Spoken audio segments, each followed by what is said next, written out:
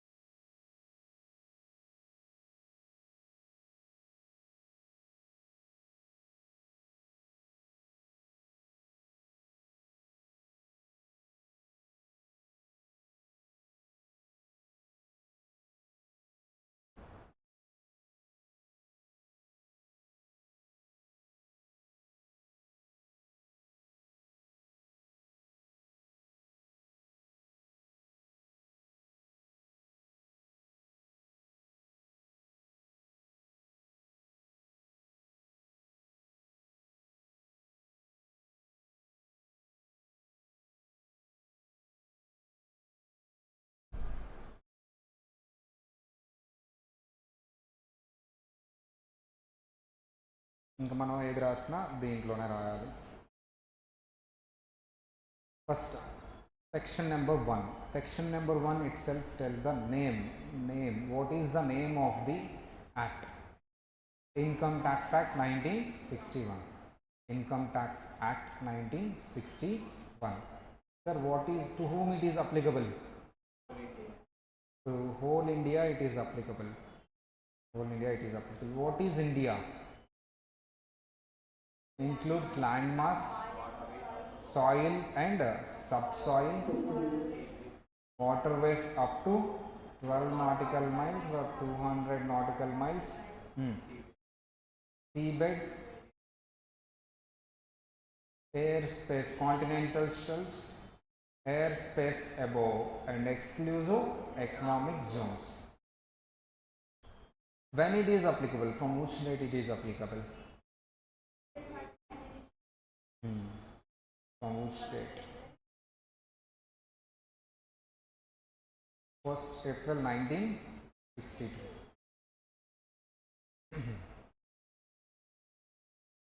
And next we have started the definition of person. Person అంటే నేను already చెప్పాను 7 parties ఉంటారు, ఎవరిని అడిగితే వాళ్ళు చెప్పాలని చెప్పాను. 6, 7 చెప్పండి అమ్మా. 7 ఎవరెవరు? First one individual, second one HUF company, partnership firm, AOPBY local authority, artificial judicial person. వీళ్ళని పర్సన్ అంటారు. ఎవరిని వదల, అందరినీ చేసేసారు. ఈవెన్ దేవుడిని కూడా వదలలేదమ్మా, వాళ్ళని కూడా తెచ్చేసారు.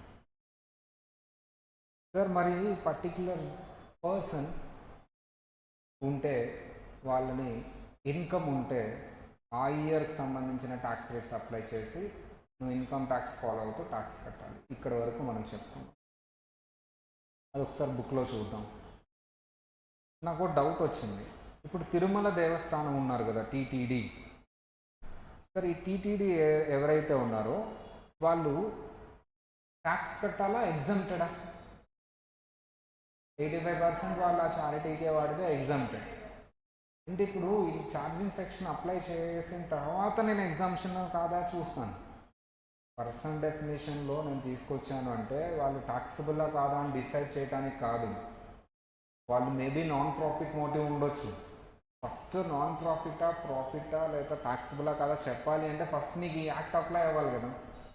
ఛార్జింగ్ సెక్షన్లో తీసుకురావడానికి ప్రాఫిట్కి నాన్ ప్రాఫిట్ మోటివ్కి సంబంధం లేదు. We are not discussing about the taxability. We are discussing about the applicability of Income Tax Act 1960. If the income tax is applicable, then we decide whether to tax or whether to exempt that income. అంటే ఇక్కడ profit మోటివా non profit మోటివా సంబంధం ఉందా అసలు? No, is irrelevant. అంటే మీరు అడగొచ్చు, ఏఓపి ఉన్నారు కదా సార్, అందులో కొంతమంది నాన్ ప్రాఫిట్ మోటివ్ ఉంటారు, ఆర్ ఏజేపీ ఉన్నారు, అందులో కొంతమంది చారిటీస్ ఉంటారు కదా సార్. ఎస్, మరి వాళ్ళకి నువ్వు ట్యాక్స్ ఉండదు కదా, నువ్వేంటి వాళ్ళని కూడా రాసావు అంటే నేను టాక్సబుల్లా కాదా కాదు నేను చెప్పేది ఏంటమ్మా, అప్లికబిలిటీ. వాళ్ళకి ఇన్కమ్ ట్యాక్స్ అప్లై చేస్తే అప్పుడు ట్యాక్సిబుల్ కాదో చెప్తాం కదా.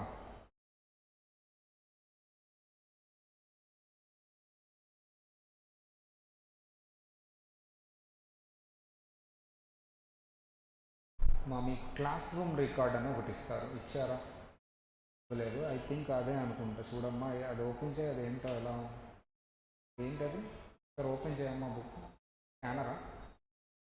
ఒకసారి జస్ట్ ఓపెన్ చేయి. అలాగే ఉంటుంది. That is class room record. మీకు ఇస్తారు సపరేట్గా. అది ఎలా రాయాలి ఏంటనేది రేపు నేను చెప్తాను.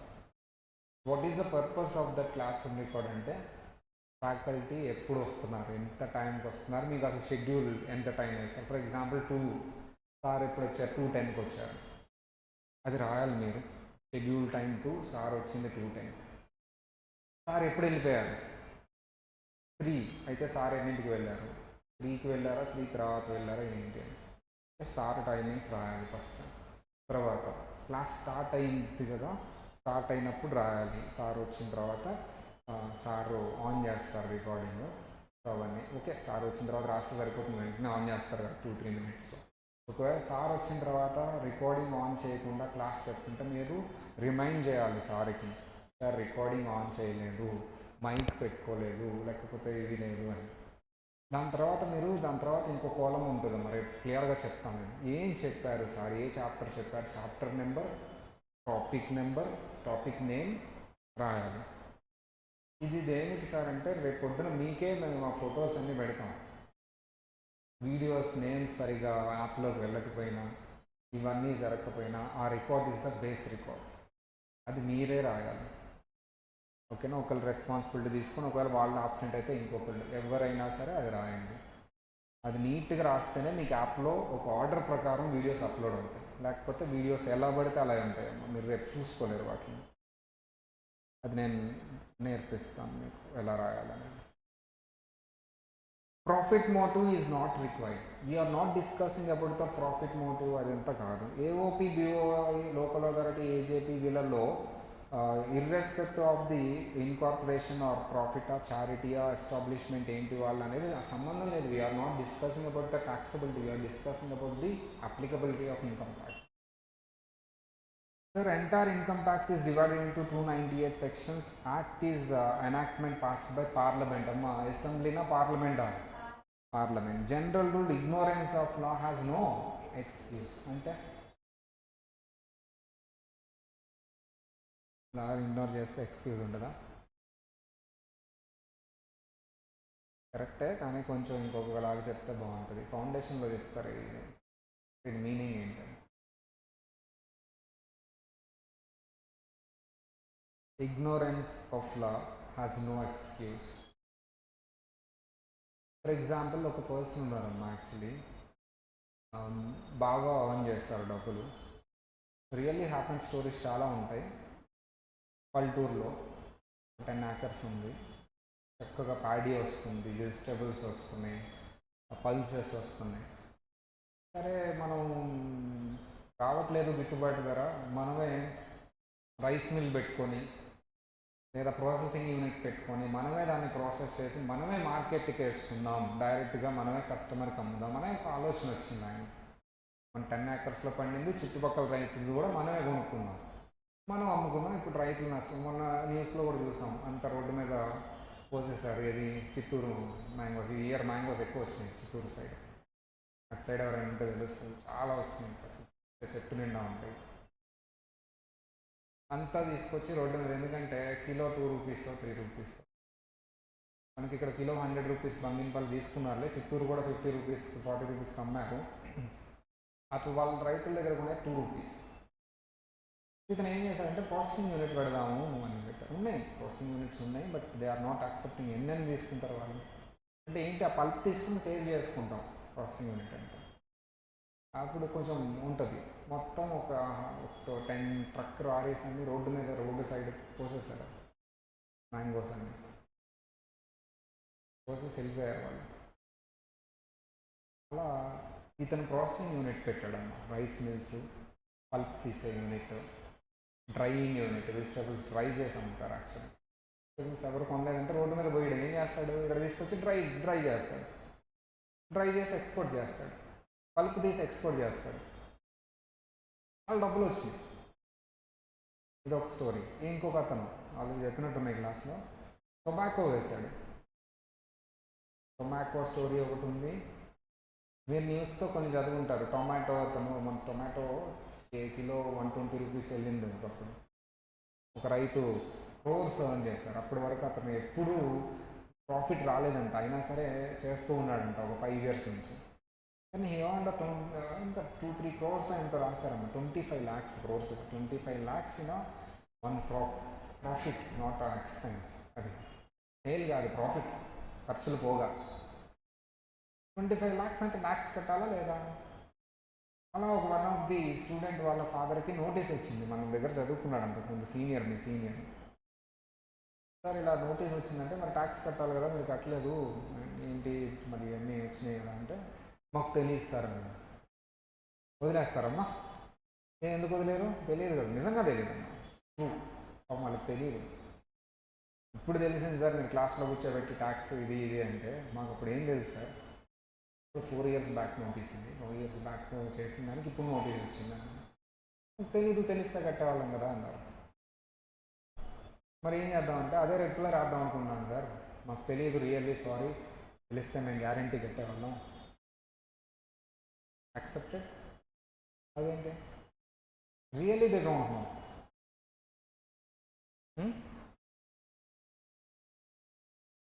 అదే తప్ప అంటాను నేను. అట్లా ఎట్లా రాస్తారు మీరు? రియల్లీ తెలీదు వాళ్ళకి. జెన్యూన్ కేసు, అబద్ధం కాదు, నిజం. They don't no income tax. మీకు వల్లని కాదు, మీ ఊర్లో మీరు వెళ్ళి కనుక్కోండి ఎంతమందికి ఇన్కమ్ ట్యాక్స్ తెలుసో చెప్పండి. దీని మీద కూడా ట్యాక్స్ కట్టాలా అనే క్వశ్చన్ మార్కే ఉంటుంది. ఒక ఇల్లు అమ్మేస్తే దాని మీద జైన్ వస్తే ట్యాక్స్ కట్టాలి, వాళ్ళకి తెలుసా అది? మా ఆంధ్ర సైడ్ ఉంది, తుళ్ళూరు అని చెప్పేసి సడన్గా క్యాపిటల్ చేశారు. అప్పటి వరకు అసలు వాళ్ళ ల్యాండ్లు ఏం చేయాలో తెలియదు.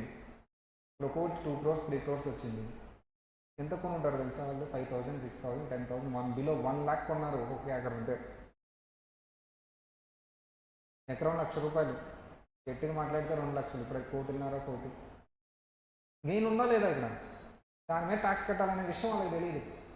లైఫ్లో ఎప్పుడు ట్యాక్స్ కట్టలా, అందుకని కట్టలేదు. No, they don't know. If they know they will pay, they don't know. చెప్పండి అమ్మా, వదిలేద్దామా? నో నా why? That itself wrong అంట. నేను తప్పు కదా, అలా రాయొచ్చా? There are some genuine cases are there. They don't know anything. It's very cruel, right? ఫేరా అన్ఫేరా? అది ఫేరేనా? ఎట్లా ఫేర్ అవుతుంది? పాపం నిజంగా తెలియని వాళ్ళు ఏం చేస్తారు? నిజంగా తెలియని వాళ్ళని కూడా ఈ రూల్ చూపించి మీరు పెనాల్టీ వేస్తారా? తప్పు కదా అది, రైట్? వేస్తారా? ఎందుకు ఇది రాశారంటే రాసేటప్పుడు చాలా ఆలోచించారమ్మా. ఇండియాలో ఈ రూల్ రాసేటప్పుడు 80% ఆఫ్ ది పీపుల్కి ఇన్కమ్ ట్యాక్స్ తెలియదు. అయినా సరే ఈ రూల్ రాశారు చూడండి. అప్పుడు ఈ యాక్ట్ అని కాదు, ప్రతి యాక్ట్లో ఈ రూల్ ఉంటుంది. బికాస్ తెలియని వాడు తెలియదు అని చెప్తాడు, ఓకే ఫైన్, మేము యాక్సెప్ట్ చేస్తాం. బట్ తెలిసి కూడా కావాలని కట్టినవాడు కూడా అదే చెప్తాడు వచ్చి, నాకు తెలియదు. ప్రతి మిస్టేక్, ప్రతి క్రైమ్ చేసేసి నాకు తెలియదు అనే మాట పడతారు. అది జరగకూడదు. తెలియని వాడికి తెలియకపోతే ఆ పెనాల్టీ ఏదో కూడా కొంత తగ్గించి ఏదో ఒకటి మాట్లాడతాం. పెనాల్టీ మాత్రం వేస్తాం. తెలుసుకోవాల్సిన అవసరం ఉంది, తెలుసుకోవాలి నువ్వు. ఇన్ కేస్ నేను అక్కడ జెన్యూనే అని వదిలేస్తే ప్రతి ఒక్కళ్ళు అలాగే చెప్తారు. చిన్నప్పుడు నువ్వు స్కూల్కి ఎందుకు రాలేదంటే టక్కుమని ఏం చెప్తావమ్మా? కావాలనే ఆబ్సెంట్ అయ్యా, వర్షం పడింది ఆ రోజు. ఏం చెప్దాం? ఫీవర్ వచ్చింది, స్టమక్ పెయిన్, అంతే కదా. ఇది అంతే. ఎందుకు కట్టలేదంటే నాకు తెలియదు అంట ప్రతి ఒక్కరికి. వాళ్ళందరినీ లూప్ హోల్ లాగా ఉండకూడదని పాయింట్ రాశారు. ఇప్పుడు ఎలా చేద్దామా, ఎలా చేద్దాం? You have to know. నీకు తెలీదు అంటే సిఏ వాళ్ళు ఉంటారు, వాళ్ళ దగ్గరికి వెళ్ళండి, వాళ్ళు చెప్తారు, వాళ్ళు ఫీజు పే చేస్తే వాళ్ళు వచ్చి రిటర్న్ ఫైల్ చేస్తారు. అంతేగాని తెలియదు అనొద్దు. So nowadays, from past 3 years, they are advertising in TVs also or in cinema theaters also. Tax కట్టండి, ట్యాక్స్ కట్టకపోతే మీకు అని సినిమా థియేటర్స్లో, టీవీస్లో అండ్ పెద్ద పెద్ద హోల్డింగ్స్ కూడా పెడుతున్నారు nowadays. But in previous days అవి కూడా ఉండేది కాదు. ఫోన్ కాల్స్ కూడా వస్తున్నాయి, ఐ థింక్ సో. మా క్లయింట్స్ కూడా చాలామంది చెప్పారు ఫోన్ కూడా వస్తుంది సార్, అంటే రికార్డింగ్ వాయిస్ వస్తుంది ట్యాక్స్ కట్టండి అని. ఓట్లు అప్పుడు వస్తాయి కదా, మా ఈయనకి ఓటేయండి, ఆయనకి ఓటేయండి, దట్ సేమ్ అది కూడా వస్తుంది. గవర్నమెంట్ ఈస్ క్రియేటింగ్ అవేర్నెస్ అనమాట, ట్యాక్స్ పే చేయాలని చెప్పేసి. సరే రైట్. కొంచెం ఒక 10 years దాకా అయితే అది కొంచెం క్రియాలిటీ లాగా ఉండేది, but nowadays it is not క్రియాలిటీ, it is okay.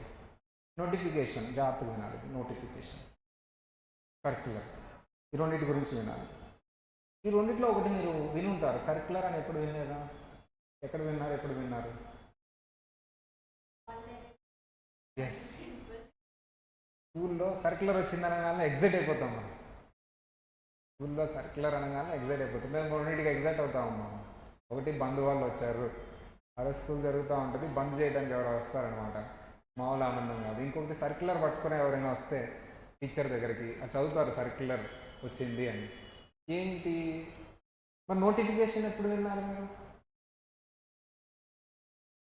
మొబైల్లో నోటిఫికేషన్ వస్తుంది. What is the difference between notification and circular? మొబైల్లో ఏమొస్తుందమ్మా నోటిఫికేషన్? సార్ ఇక్కడ నోటిఫికేషన్ అంటే డిపార్ట్మెంట్ ఆ పదం ఎందుకు వాడుతుందంటే, నేను ఆల్రెడీ ఒక విషయం చెప్పాను యాక్ట్లో. ఫర్ ఎగ్జాంపుల్, రిటర్న్ నువ్వు July 31st వేయాలి, ఆల్రెడీ యాక్ట్లో చెప్పేశాను. కానీ దాన్ని నేను చేంజ్ చేయాలనుకుంటున్నాను, అప్పుడు నేను ఇచ్చేదే నోటిఫికేషన్. ఆల్రెడీ యాక్ట్లో చెప్పిన ప్రొవిజన్స్ని, రూల్స్ని అది కాదు చేంజ్ చేస్తున్నా అని ఇచ్చేదే నోటిఫికేషన్. ఒక చేంజ్ని కమ్యూనికేట్ చేయడానికి యూజ్ చేసేదే నోటిఫికేషన్. అది ఎవరు ఇష్యూ చేస్తారంటే CBDT. అంటే పెద్ద చేంజ్ అనుకోండి, యాక్ట్నే మార్చాలి. చిన్న చిన్న చేంజెస్కి యాక్ట్ మార్చి మళ్ళీ పార్లమెంట్ సెషన్ కండక్ట్ చేయాల్సిన అవసరం లేదు. ఎవరు ఇష్యూ చేసేస్తారమ్మా? CBDT. చిన్న చిన్న చేంజెస్ ఏంటంటే CBDT ఇష్యూ చేసేస్తారు పబ్లిక్, ఇదిగో ఈ చేంజ్ ఉంది అంటే. నువ్వు ఇప్పుడు యాక్ట్ చదవాలా, నోటిఫికేషన్ చదవాలా? బోత్. యాక్ట్లో ఉన్నది ఇది కాదు ఇది అని చెప్పినట్టు నీకు ఫస్ట్ ఏది ఐడియా ఉండాలి? యాక్ట్ ఐడియా ఉండాలి, అందులో మొత్తం ఫాలో అవ్వాలి. అక్కడ ఎక్కడైతే చేంజ్ చెప్పానో అక్కడ ఇది ఫాలో అవ్వాలి. పెద్ద చేంజ్ అయితే యాక్టే మార్చేస్తారు. సో నీకు అమెండ్మెంట్స్ అన్నీ నోటిఫికేషన్స్ ద్వారా వస్తాయి. అమెండ్మెంట్ అంటే ఏంటమ్మా? చేంజ్. నేను అవన్నీ కవర్ చేస్తూనే మెటీరియల్ ప్రిపేర్ చేస్తాం. మన మెటీరియల్ అమెండ్మెంట్స్ అన్నీ అంటే నోటిఫికేషన్స్ అన్నీ. కానీ ఎగ్జామ్కి నువ్వు వెళ్తున్నావు, నేనేం చెప్పా క్లాస్లో? నోటిఫికేషన్స్ కూడా చదవాలని చెప్పాను. నువ్వు కరెక్ట్గా ఎగ్జామ్కి వెళ్తున్నావు, కరెక్ట్గా 2 days ముందు, నీ ఎగ్జామ్ 2 days ముందు నీ మెయిల్కి ఒక నోటిఫికేషన్ వచ్చింది, ఏదో ఒక ప్రొవిజన్ చేంజ్ అయ్యింది అని. చదువుకోవాలా వద్దా ఇప్పుడు నోటిఫికేషన్? ఎందుకొద్దు? అక్కడ రాసానా? అలా చేయాలి అంటే నువ్వు ఎగ్జామ్ హాల్లో రాస్తుండగా కూడా ఏదో ఒకటి వస్తుందిగా నోటిఫికేషన్. అందుకని స్టూడెంట్స్ కోసం, only for the students, not for me. 6 months ముందున్నాయి చదువు పట్టించుకోవద్దు. మీ ఎగ్జామ్కి 6 months ముందున్న వరకు మాత్రమే నోట్ చేంజెస్ చూడండి. మేము సిలబస్ చెప్తాము మీ మెటీరియల్లో, అవి మాత్రమే. నేను అలా కాదమ్మా, ఇప్పుడు రిటర్న్ వేయాలనుకోండమ్మా, నేను వచ్చిన నోటిఫికేషన్ కూడా నేను చదువుకొని వేయాలి. అంటే నువ్వు పాస్ అయిపోయిన తర్వాత 6 months బిఫోర్ అనే టాపిక్ ఉంటుంది అక్కడ. నువ్వు రిటర్న్ వేయాలంటే అప్పటి వరకు ఉన్న నోటిఫికేషన్స్ అన్నీ, రిటర్న్ వేసే ముందు రోజు వరకు ఉన్న నోటిఫికేషన్స్ అన్నీ చదువుకొని రిటర్న్ వేయాలి. అది exam point of view, only for the students. Exam ముందు వరకు ఉన్నాయి చదవలేరు కాబట్టి, వాళ్ళ సిలబస్ని ఫ్రీజ్ చేయాలి కాబట్టి, అప్పుడే వాళ్ళు చదువుకోగలరు కాబట్టి, 6 months ముందే మెటీరియల్ ఇవ్వాలి కాబట్టి, అప్పుడే వాళ్ళు కోచింగ్. అంతే కదమ్మా, కోచింగ్కి 6 months ఉండాలి. అందుకని వాళ్ళు మెటీరియల్ని ఫ్రీజ్ చేస్తారు. మీకున్న లక్ ఏంటంటే మీరు December attempt, for the May attempt or June attempt మెటీరియల్లే రిలీజ్ చేయాలి. ఎగ్జామ్కి ఇంకా 2 months ఉండగా మెటీరియల్ ప్రింట్ వచ్చింది. నేను కోచింగ్ స్టార్ట్ చేసినప్పుడు దెర్ ఈజ్ నో మెటీరియల్, నేను అప్డేట్ చేసి ఇచ్చా, నేను నోటిఫికేషన్స్ చదువుకొని. మీకు ఆ గొడవ ఉండదు, మీకు ఆల్రెడీ అప్డేటెడ్ మెటీరియల్ వెబ్సైట్లో ఉంది. డిసెంబర్ అటెంప్ట్ వాళ్ళకి అదొక అడ్వాంటేజ్ ఉంటుంది. సరే నోటిఫికేషన్ అయిపోయింది. One what is circular? I'm not communicating any change. దాని తర్వాత నేను డిఫరెన్స్ అడుగుతాను రెండింటికి చెప్పాలి, అందుకని జాగ్రత్తగా I'm not communicating any change. So already యాక్ట్లో ఒక విషయం చెప్పాను, దాన్ని మార్చట్లా, నేను దాన్ని కొంచెం ఎలాబొరేట్గా ఎక్స్ప్లెయిన్ చేస్తాను, క్లారిఫై చేస్తాను. డౌట్ వచ్చింది, దాని అందరూ తప్పుగా ఫాలో అవుతున్నారు, కొంతమంది ఇటు కొంతమంది అది ఫాలో అవుతున్నారు. లేదా నేను ఇన్కమ్ ట్యాక్స్ యాక్ట్లో చెప్పిన దానికి కంపెనీస్ యాక్ట్లో చెప్పిన దానికి క్లాష్ వచ్చింది. నేనేమో ఇక్కడ 60 ఆడిట్స్ కంటే ఎక్కువ తీసుకోకూడదని చెప్పాను, కంపెనీస్ యాక్ట్లోనేమో 20 ఆడిట్స్ అలో చేశారు. ఇప్పుడు నేను 60 ఫాలో అవ్వాలా, 20 ఫాలో అవ్వాలా? డౌట్. క్లారిఫై చేయాలా అసలు? ఈజ్ దిస్ ద చేంజ్ ఇది? నో, ఆల్రెడీ చెప్పిన దాన్ని క్లారిఫై చేస్తుంది. దాని మీనింగ్ ఇది, నువ్వు ఇలా చేయాలి, నేను మార్చట్లా. నేను అలా క్లారిఫై చేయడానికి ఇష్యూ చేసేదాన్ని సర్క్యులర్ అంటారు. ఎప్పుడైనా నీకు నోటిఫికేషన్ వచ్చింది అంటే నువ్వు కంగారు పడాలి, ఏదో చేంజ్ అని. సర్క్యులర్ వచ్చిందంటే పెద్ద కంగారు పడాల్సిన అవసరం ఏం లేదు. నీకు అక్కడ డౌట్ ఉంటేనే అది చూసుకోవాలి, అది నీకు క్లారిటీ ఆల్రెడీ ఉంది అంటే no need to see. But see, ఏమో నువ్వు తప్పు ఫాలో అవుతున్నావు, తప్పుగా అండర్స్టాండ్ చేస్తున్నావు. Clarification of any doubt, act or rules or provisions issue. ఇది కూడా ఎవరు ఇష్యూ చేస్తారమ్మా? సిబిడిటీ. ఇది కూడా 6 months బిఫోర్ ఈ చదువుకుంటే చాలు. ఇది కూడా నేను కవర్ చేశాను సర్క్యులర్స్తో. So what is the difference between notification and circular?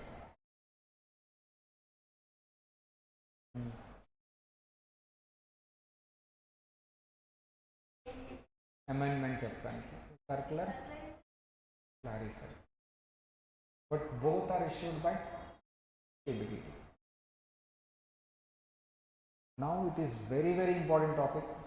ఈరోజు చెప్తాను, రేపు కూడా చెప్తాను, చాలా ఇంపార్టెంట్. మీరు ఛార్జింగ్ సెక్షన్ డెఫినేషన్ చూస్తే 4 keywords ఉంటాయి. ఏంటమ్మా ఛార్జింగ్ సెక్షన్ 4 keywords? చెప్పండి అందరూ. What are the 4 keywords for charging section? చెప్పాలి. ఎక్కడ ఉంది? ఇక్కడ ఉంది. ఛార్జింగ్ సెక్షన్ 4 keywords చెప్పండి అమ్మా. ఇన్కమ్ చెప్పుకున్నామా? ఇన్కమ్ అంటే రెగ్యులరా ఇర్రెగ్యులరా? బోత్. రెవెన్యూనా క్యాపిటలా?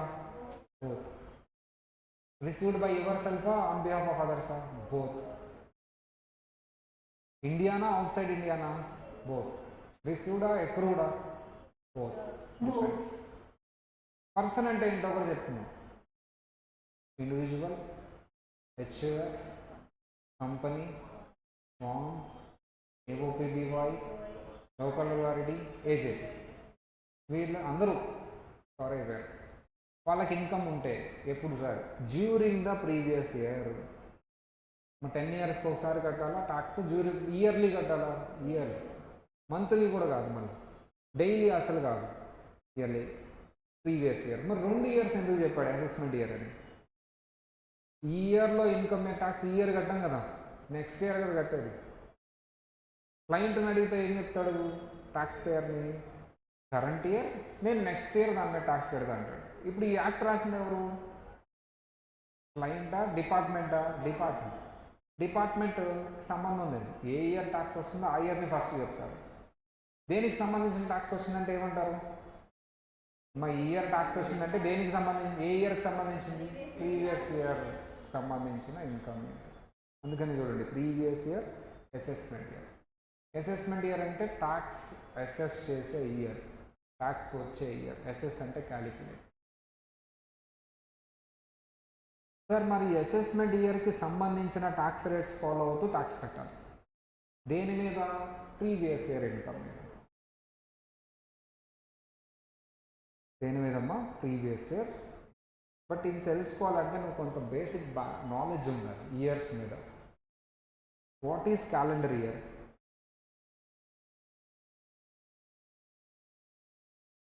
January to 31st December. What is financial year or accounting year? 1st April to 31st March.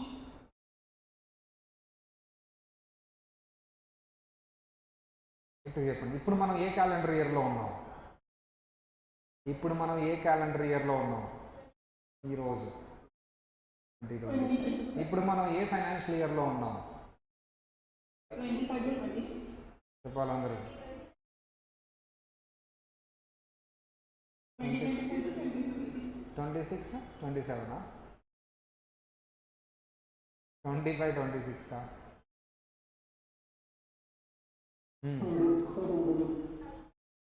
ఈ రెండిట్లో ఏది రైట్ అమ్మా? First one, second one? Second one కదా. సెకండ్ వన్ పీరియడ్ ఏంటో చెప్పండి అమ్మా. 2025 to 31st March 2026. 1st April 2025 to 31st March 2026. ఓకేనా? మనం ఈరోజు అంటున్నాం. ఈరోజు డేట్ ఎంత? 2nd July. కవర్ అవుతుంది కదా 2025. ర్యాండమ్గా కొన్ని డేట్స్ చెప్తాను, అది ఏ ఫైనాన్షియల్ ఇయరో చెప్తాను. ఓకేనా? I need financial year. First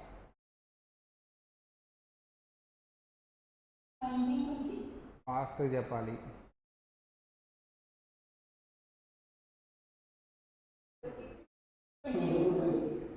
22.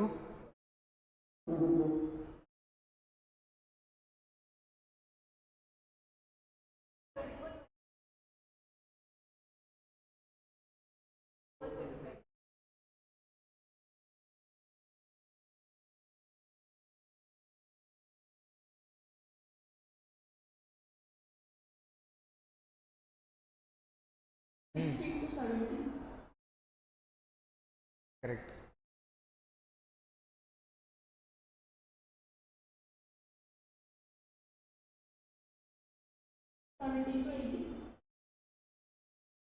ఇలా డేట్ చూసి ఫైనాన్షియల్ ఇయర్ చెప్పగలిగి ఉండాలి. అది ఫాస్ట్గా టైం తీసుకోకుండా అది నేర్చుకోండి. మీరు ఏ లాజిక్ పెట్టుకుంటారో మీ ఇష్టం. డేట్ చూడగానే ఫైనాన్షియల్ ఇయర్ చెప్పేసేయాలి. చాలా హెల్ప్ అవుతుందమ్మా మీకు. ఎందుకు రేపు క్యాపిటల్ గెయిన్ చేసేటప్పుడు కానీ సమ్స్ ఏ హెడ్ చేసేటప్పుడైనా సరే డేట్ ఇస్తాడు క్వశ్చన్. నువ్వు ఫైనాన్షియల్ ఇయర్ చెప్పలేకపోతున్నావు తక్కువని అంటే నువ్వు ఎగ్జామ్లో అంత టెన్షన్ మీద రాంగ్ రాసేస్తావు. ఫైనాన్షియల్ ఇయర్ అయిపోయింది. నువ్వు ఫైనాన్షియల్ ఇయర్ రాంగ్ రాసావంటే 1 year డిఫరెన్స్ వస్తుంది నీకు, మొత్తం ఆన్సర్ రాంగ్ అయిపోతుంది. It's very important. If you see the date తక్కువని ఇయర్ చెప్పాలి, డేట్ చూసి ఇయర్ చెప్పాలి, తక్కువని చెప్పాలి. ప్రాక్టీస్ చేయండి. Coming to our topic. Sir, ఒక ఇయర్లో వచ్చిన ట్యాక్స్ని మనం భాషలో చెప్పాలంటే ఈ ఇయర్లో వచ్చిన ట్యాక్స్, ఈ ఇయర్లో వచ్చిన ఇన్కమ్ మీద, ఈ ఇయర్లో వచ్చిన ఇన్కమ్ మీద ట్యాక్స్ అనేది నెక్స్ట్ ఇయర్ పే చేస్తాం. ఏ ఇయర్ అమ్మా? నెక్స్ట్ ఇయర్ పే చేస్తాం దీని మీద ట్యాక్స్. కానీ డిపార్ట్మెంట్ ఎలా చెప్తుంది? ఇలా చెప్తుంది, సార్ ఈ ఇయర్ ట్యాక్స్ వస్తుంది కాబట్టి దాన్ని ఏ ఇయర్ అంటుందమ్మా? అసెస్మెంట్ ఇయర్ అంటుంది. ఈ ఇయర్లో వచ్చే ట్యాక్స్ ఏ ఇయర్కి సంబంధించింది? Previous year. ఫ్యాక్ట్ రాసింది వాళ్ళు కాబట్టి ఈ పదాలు వాడారు. Then what is previous year? Previous year is the year of 12 months. Period of 12 months. మా ఎన్ని మంత్స్ అంట? ఇది 12 months. కంపల్సరీ ఇయర్కే నేను ట్యాక్స్ తీసుకునేది. Period of 12 months. So in which income is earned. Income is earned. అంతే కదా. వాళ్ళు పెట్టిన పేర్లు అయినా సరే మనం థీమ్ చదువుకోవాలి. ఏ ఇయర్లో అయితే ఇన్కమ్ ఎర్న్ చేస్తామో ఆ ఇయర్ని ప్రీవియస్ ఇయర్ అంటాం. మరి అసెస్మెంట్ ఇయర్లో నువ్వేం చేస్తావు? క్యాలిక్యులేట్ని అసెస్ అంటారు. It is also period of 12 months in which tax is assessed and paid. అందుకని దీనికి అసెస్మెంట్ ఇయర్ అనే పేరు వచ్చింది. మా ఇది పీరియడ్ ఆఫ్ 12 months, అది పీరియడ్ ఆఫ్ 12 months. ఏది మాట్లాడినా ఇయర్ ఫార్మాట్లోనే మాట్లాడతారు. ప్రీవియస్ ఇయర్ అంటే ఇన్కమ్ ఆన్ చేసే ఇయర్, అసెస్మెంట్ ఇయర్ అంటే ఇన్కమ్ మీద ట్యాక్స్ అసెస్ చేసి పే చేసే ఇయర్ని అసెస్మెంట్ ఇయర్ అంటారు. సరే, నాకు ఒక డౌట్. సార్, నేను ఇప్పుడు ఒక ఇయర్ రాస్తాను, అది ప్రీవియస్ ఇయరా అసెస్మెంట్ ఇయరా చెప్పండి.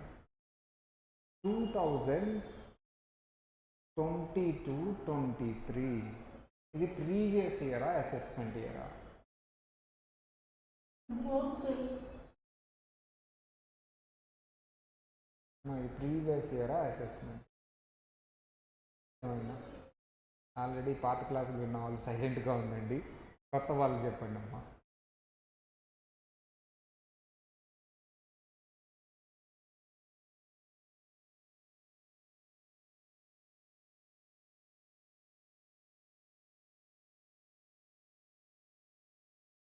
ఇంతకు ప్రీవియస్ ఇయరా అసెస్మెంట్ ఇయరా? పోతా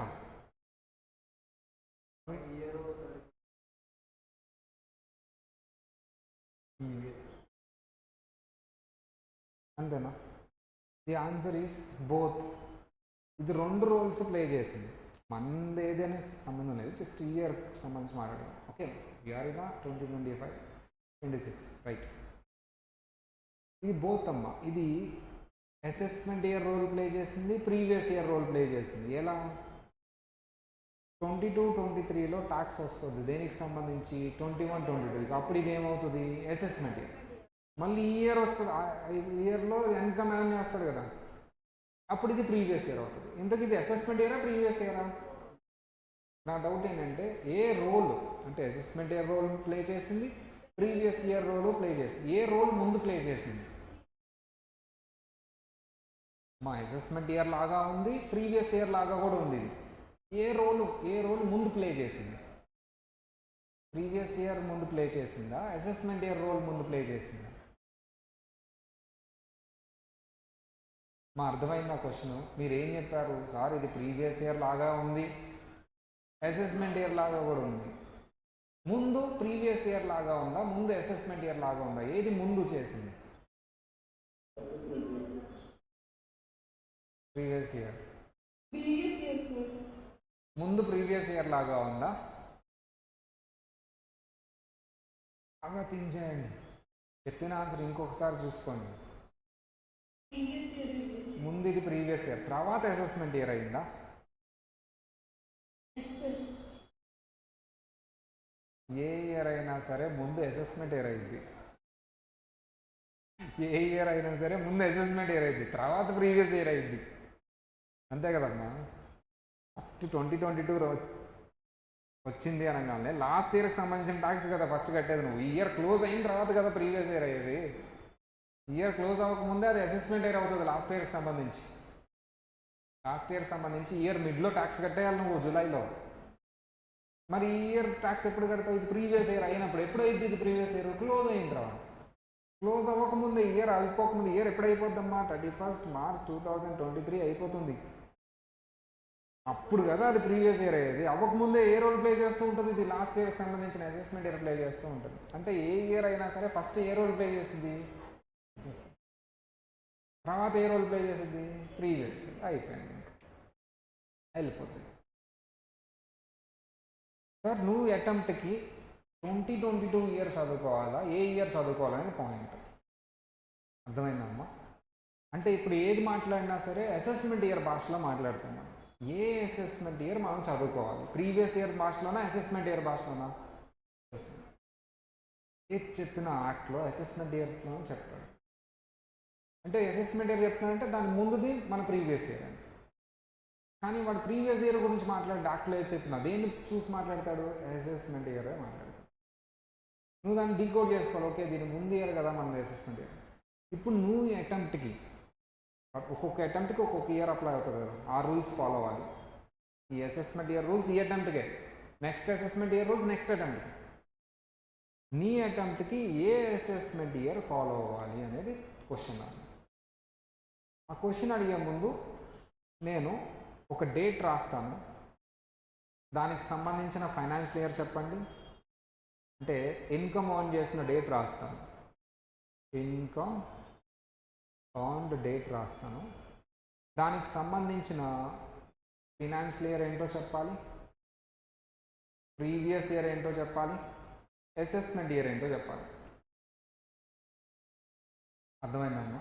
నేను ఈరోజు ఇన్కమ్ సంపాదించాను, అది ఏ ప్రీవియస్ ఇయర్లో వస్తుంది. మా వాట్ ఈస్ ప్రీవియస్ ఇయర్ అంతా చెప్పాలి. What is previous year? Income on చేసింది ఇయర్ ఆ year. What is assessment year? దాని తర్వాత ఇయర్. నేను ఇన్కమ్ ఆన్ చేసిన డేట్ 1/6/2016 చెప్పాలా మూడు మీరు. Financial year 16-17. Financial year 16-17. అమ్మా ఇక్కడ కొంచెం స్టార్ట్ చేస్తాను. జనరల్గా ఫ్యాకల్టీ ట్రెండ్ ఎలా ఉంటుందంటే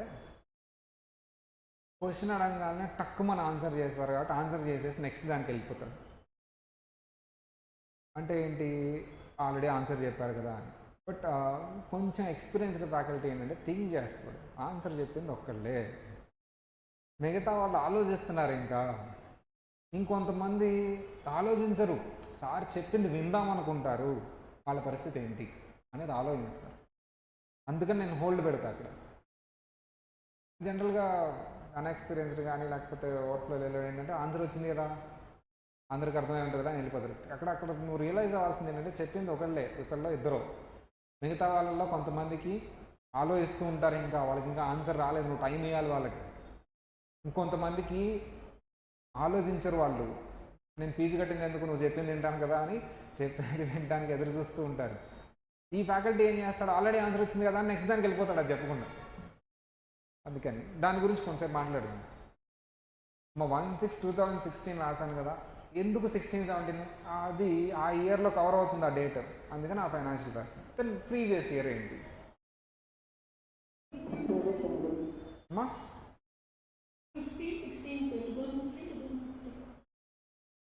ఎందుకు? What is previous year? Earn చేసిన ఇన్కమ్ 16-17లో ట్యాక్స్ పే చేస్తాం. ఇక్కడ ఏం రాయనమ్మా? 2015-16. మరి assessment year 16-17. What is the definition of previous year? Assessment year 17-18 కాదా? నన్ను అడుగుతున్నారా? మీరు చెప్పి నా చేత కొంతమంది అంతా ఇది రాయించారు, నాకు కొన్ని డౌట్స్ ఉన్నాయి రాయించిన దాంట్లో. మీకు డౌట్స్ ఉన్నాయి, ఫస్ట్ నా డౌట్స్ తెలుసండి, తర్వాత మీ డౌట్స్ నేను చెప్తా కదా. ఎట్లా వచ్చింది? ఇన్కమ్ ఆన్ చేసిన ఇయర్ని ప్రీవియస్ ఇయర్ అంటాం కదా. అంటే ఇప్పుడు రాసింది తప్పు. ఏదో ఒక ఇయర్ పెట్టుకొని దాని ముందు ఉన్నది ప్రీవియస్ ఇయర్ కాదు, డిఫరెంట్ అని మీనింగ్ అది. ఒక ఇయర్ చూపిస్తే దాని ముందు ఇయర్ది ప్రీవియస్ ఇయర్ కాదు. నేను చెప్పానా ముందు ఉన్నది ఎంత ప్రీవియస్ ఇయర్ అని? అట్లా అనుకుంటే ప్రతి ఇయర్ చూపిస్తే దాని ముందు ఇయర్ని ప్రీవియస్ ఇయర్. నేను చెప్పానా డెఫినేషన్ ఏం చెప్పాను? ప్రీవియస్ ఇయర్ ముందున్న ఇయర్ ప్రీవియస్ ఇయర్ అని చెప్పాను. అక్కడ రాశానా? ఏం చేస్తాను చూడండి. ప్రీవియస్ ఇయర్ అంటే ఇన్కమ్ ఆన్ చేసిన ఇయర్ని ప్రీవియస్ ఇయర్ అని.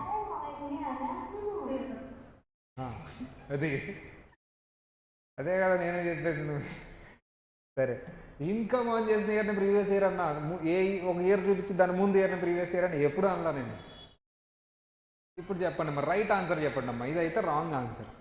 ఇన్కమ్ ఆన్ చేసిన ఇయర్ ఏంటమ్మా? What is the income on చేసిన ఇయర్ ఏంటమ్మా? 2016-17. దీని తర్వాత ఇయర్ ఇస్ అసెస్మెంట్ ఇయర్. ఏంటమ్మా ఇది? 17-18. ఇక్కడ ఏదైనా అబ్జెక్షన్ ఉందా ఎవరికైనా? మరి ఫస్ట్ ఇది రాయొచ్చు కదా, నేను చెప్పింది ఫస్ట్ ఎందుకు రాసామంటే రాయాలి కదా, మీకు డౌట్స్ రావాలి, నాకు డౌట్స్ రావాలి, ఒక పెద్ద డిస్కషన్ జరగాలి. మీకు ఇంటికి వెళ్ళిన తర్వాత డౌట్స్ రాకూడదు, క్లాస్లో డౌట్స్ రాదు. ఫస్ట్ నాకు ఎక్కువ వస్తాయి డౌట్స్ మీరు చెప్పిన ఆన్సర్స్లో. ఓకేనా? మీరు ఏదైనా ఆన్సర్ చెప్తే అది ఫస్ట్ రాసేస్తానమ్మా. కంగారు పడిపోయి మీరు కూడా రాయొద్దు. సార్ రాశాడంటే కాన్ఫిడెంట్గా అది రైట్ ఆన్సరే, నేను చెప్పాను సార్ రాశాడని. నేను ఎందుకు రాశానంటే దాని మీద డిస్కషన్ చేద్దాను, అది మళ్ళీ కొట్టేస్తాను, నువ్వు కూడా కొట్టేయాలి. అది సరే, ఇంకొక డేట్ చెప్తా, ఇప్పుడైనా కరెక్ట్ చెప్పండి.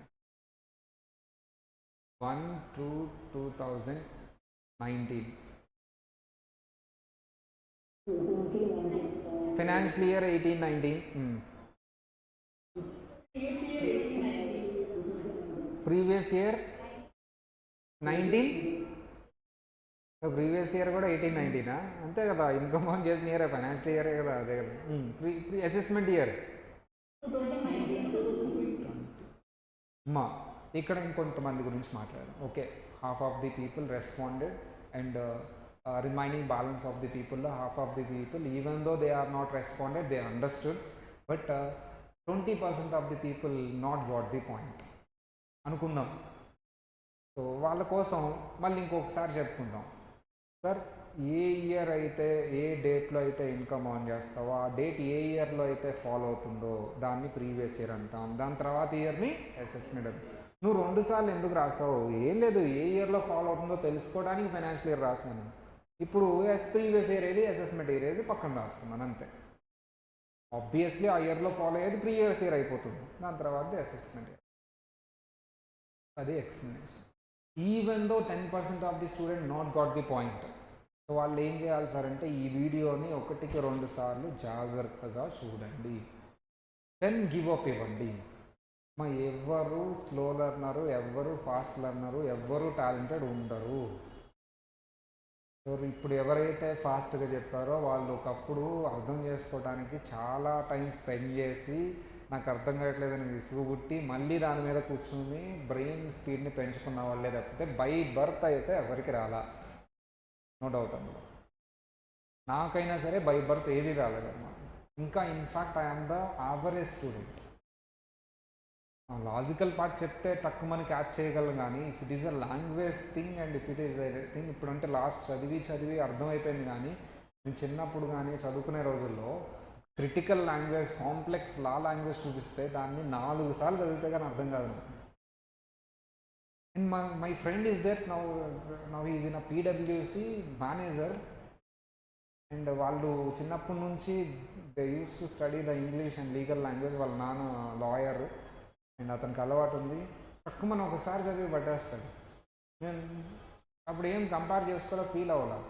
నాకు 4 సార్లు చదివితే వస్తుంది. ఏముంది, అతను హాఫ్ అన్ అవర్ కూర్చుంటే నేను ఎంతసేపు కూర్చోవాలి? ఇప్పుడు 1 అవర్ 2 అవర్స్ కూర్చోవాలి. ఐ నీడ్ టు కూర్చుందాం. ఏమైంది, ఇప్పుడు చేసే పనే ఉంది. నా హార్డ్ వర్క్ నాదమ్మా. But in other way I have other talent. అమ్మా. What is the talent? నేను కూర్చోగలను ఓపికగా. అతనేమో ఓపికగా కూర్చోలేడు, అది అలవాటు అవ్వలేదు అతనికి. సో దానివల్ల నాకు కొంత అడ్వాంటేజ్ వచ్చింది, అతనికి కొంత డిసడ్వాంటేజ్ వచ్చింది దానివల్ల. అలా ఎవ్రీబడీ స్పెషల్ అమ్మా. ఓపికగా కూర్చొని చూడు, ఏమీ కాదు. ఇంకొక డేట్ చెప్తా, జాగ్రత్త చెప్పమ్మా. 1/3/2022.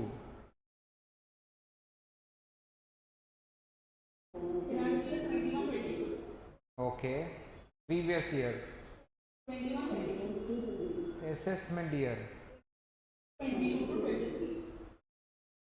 రైట్.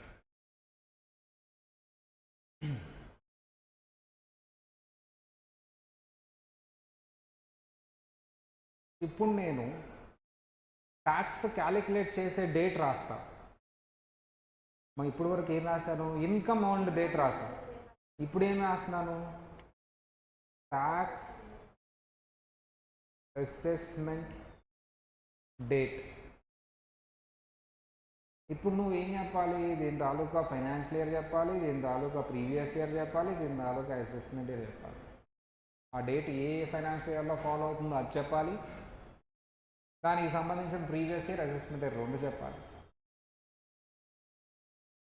31st July 2018.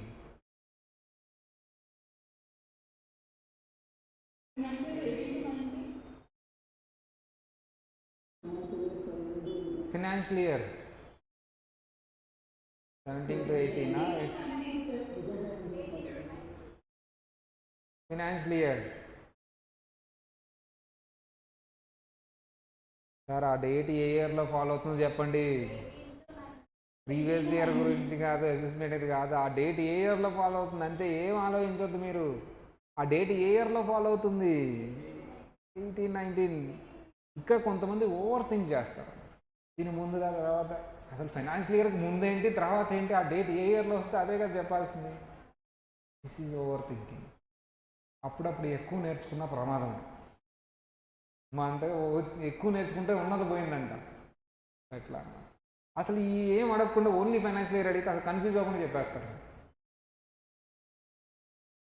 అందుకని ఉన్నది పోకూడదు, ఎక్కువ నేర్చుకుంటుంటే ఉన్నది ఇంకా స్ట్రాంగ్ అవ్వాలి.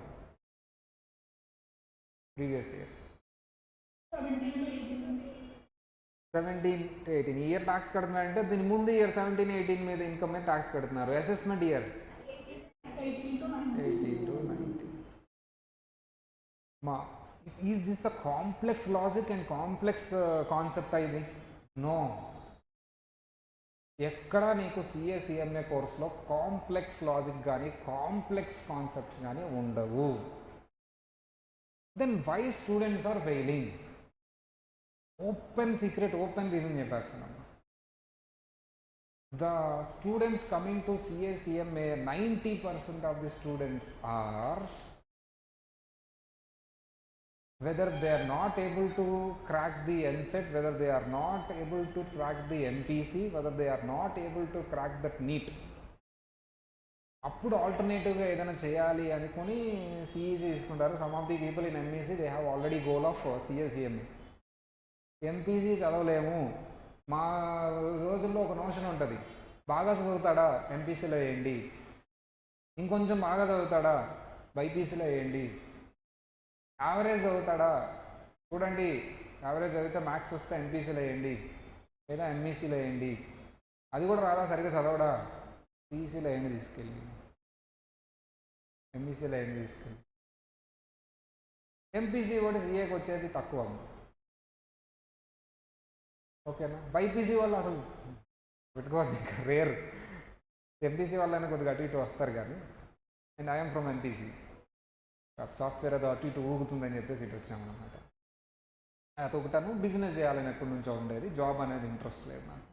ఎంపీసీ చేస్తే జాబ్కే వెళ్ళాలి, బిజినెస్ పెట్టే ఛాన్సెస్ తక్కువ ఉంటాయి. మరి బిజినెస్ పెట్టాలంటే ఏ కోర్స్ చేయాలి అని చూస్తే ఇక సిఏసిఎంఏ అని చెప్పారు. Then I shifted to this. I have no guidance. లేకపోతే ముందే ఎంఈసీ తీసుకున్నామని, అప్పుడు అందరూ వెళ్ళారు కాబట్టి మనం వెళ్ళాం ఎంపీసీ. మ్యాథ్స్ సైన్స్ బాగా ఎక్కువ మార్కులు వచ్చినాయి, ఎంపీసీ పాడేశారు. అలా మీకు ఈ సిఏసిఎంఏ చదివే students average, below average students వచ్చారు. వాళ్ళంతా ఇవన్నీ చూసి, అరే ఏంటిది, ఇయర్ ఏంటి, ఆ ప్రీవియస్ ఇయర్ ఏంటి, ఆ అసెస్మెంట్ ఇయర్ ఏంటి, దీని పక్కన ఏంటి, దీని ముందేంటి, టేబుల్లోనేమో దీని అదే రాశాడు, మళ్ళీ దాని ముందుకు రాశాడు, ఈ టేబుల్లోనేమో ఇటు రాశాడు అటు రాశాడు అని comment. If the average or above average students see this one, ఏముంది ఇక్కడ అసలు, ఇది కాంప్లెక్సా? But the below average and చాలా సరిగా చదవని స్టూడెంట్ ఈ కాన్సెప్ట్ సగం విని they comment this course is very difficult, they say this course is very difficult. అది బయట వెళ్ళింది. నీకు వచ్చే ఇన్పుట్లో క్వాలిటీ లేనప్పుడు అవుట్పుట్ ఏమొస్తుంది? 10%. అదే గ్రేట్, అసలు 10% వస్తుంటే క్లాప్స్ కొట్టారు. నిజం. అదే ఎంపీసీకి అక్కడ స్కూల్లో ఉన్న క్రక్స్ స్టూడెంట్ని సిఏసిఎంఏకి రూట్ చేయండి మీరు, చూద్దాం పర్సంటేజ్ ఎంత ఉంటుందో. ఎంట్రన్స్ లేని కోర్స్ ఇది. మీకు కట్ ఆఫ్ మార్క్ లేదు, ఎంట్రన్స్ లేదు, పాస్ అయితే చాలు. మిగతా అన్నిటికీ మీకు కట్ ఆఫ్ ఉంది, అన్నీ ఉన్నాయి. ఈవెన్ గవర్నమెంట్ ఎగ్జామ్ కూడా కట్ ఆఫ్ ఉంది. So that is the reason, that is the reason this course is difficult in the society. The difficulty in the course is time. You have a less time and you need to study more. That is only the difficulty. If you take a doctor, imagine doctor 5 years. మీకు doctor అయిపోయిన తర్వాత నిలబెట్టి చెప్తున్నా, only 5% of the people is getting above 50,000. 95% of the people after completing MBBS they are getting 35,000 per month. ఇంత పెద్ద బుక్కులు, అది day ఆ నైట్ ఆ సంబంధం లేకుండా 5 years పాటు ఏవేవేవో కోసేసి అవన్నీ చేసి చదివితే, నోరు తిరిగిన పేర్లు ఎన్నో గుర్తుపెట్టుకుని చదివితే వాళ్ళు ఇచ్చేది ఎంత మా మంత్కి? 35,000. ఎస్.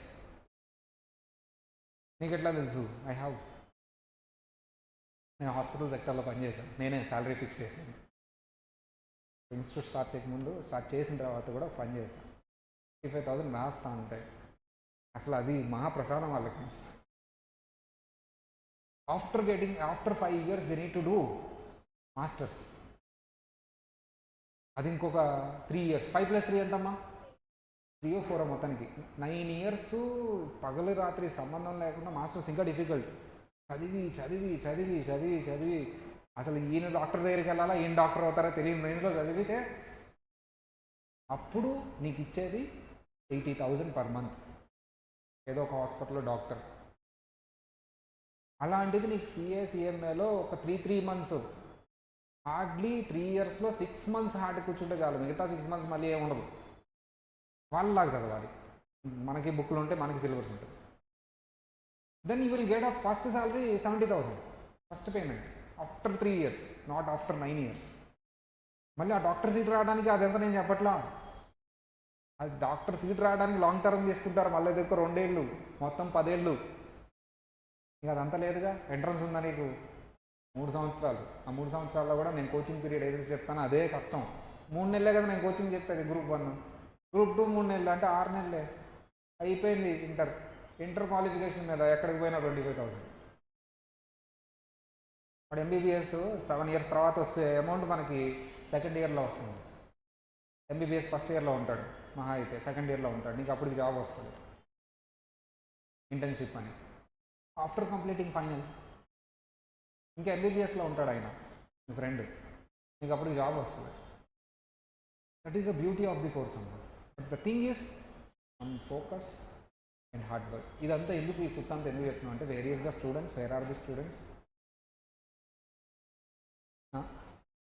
బతిలాడుతున్నాం ఫోన్ చేసి, ఇంకా కాళ్ళు పట్టుకోవడం ఒకటే తక్కువ. నాన్న వచ్చేయండి, రిజల్ట్స్ వరకు ఉండొద్దు, 8th అంట రిజల్ట్స్, వద్దు 6th 8th నా సిఏ 6th, సిఎంఏ 8th. రండి రిజల్ట్స్ వరకు వద్దు, అది కాదు ఇది కాదు, ఇట్లా అని చెప్పి బతిలాడుకుంటున్నాం.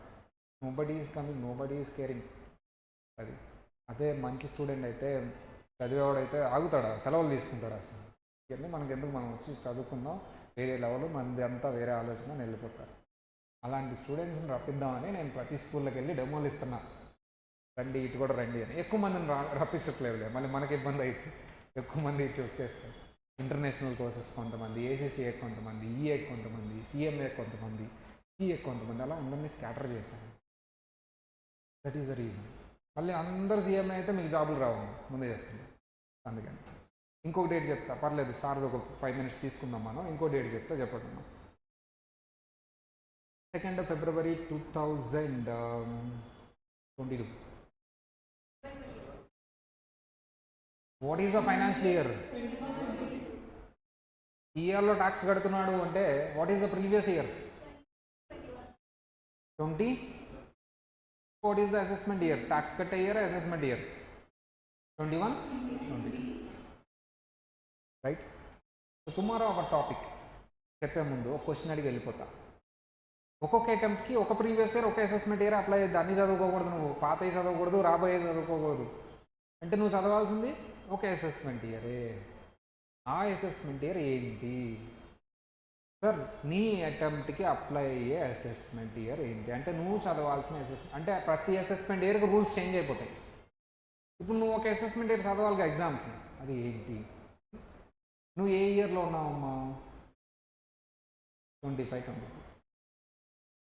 నా క్వశ్చన్ ఏంటి, నీకు అప్లై అయ్యే, నీ అటెంప్ట్కి అప్లై అయ్యే అసెస్మెంట్ ఇయర్ ఏంటి? Option A 24, 25, option B 25, 26, option C 26, 27, option D 27, 28. నీకు అప్లై అయ్యే అసెస్మెంట్ ఇయర్ ఏంటి? ఎక్స్ప్లెయిన్ కూడా చేయాలి ఎందుకు అని. తర్వాత రేపు మనం ఉన్న ఇయర్ ఏంటమ్మా?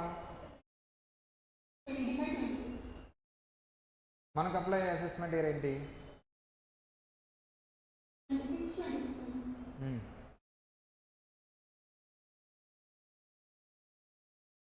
రేపటి క్లాస్లో చెప్తున్నాం. ఏబిసిడిలో ఆప్షన్ ఏది రైట్ అమ్మా? బాగా థింక్ చేయండి, రేపు ఆన్సర్ చెప్తా. మీరు షాక్ అయిపోతారు అసలు ఆన్సర్ చేస్తే. మీ అటెంప్ట్ ఎప్పుడు అదే చెప్పండి ఫస్ట్.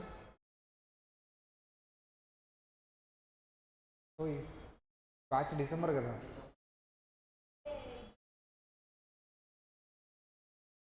అదేంటి మే డిసెంబర్ అటెంప్ట్ కదా ఇది?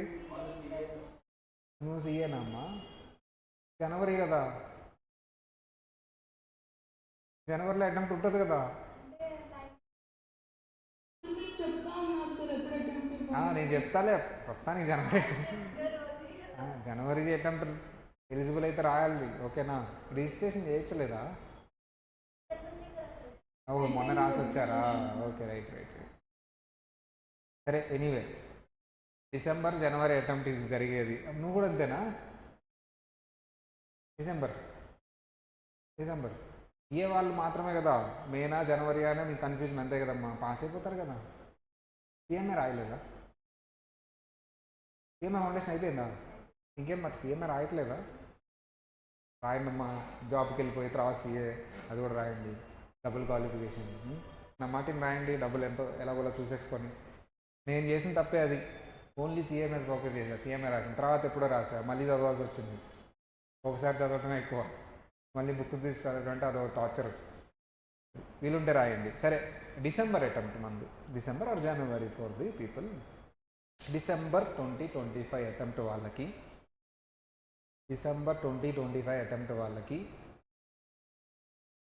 ఏ అసెస్మెంట్ ఇయర్ అప్లై అవుతుంది?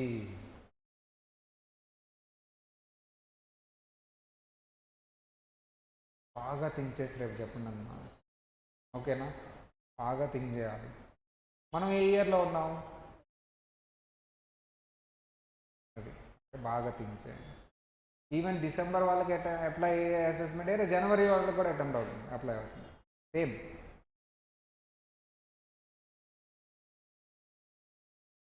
ఓకేనా? నెక్స్ట్ క్లాస్లో మీట్ అవుదాం, బై.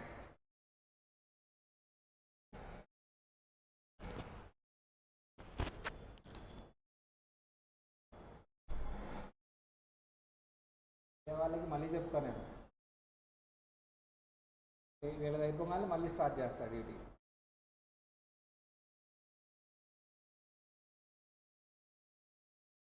Recording stopped.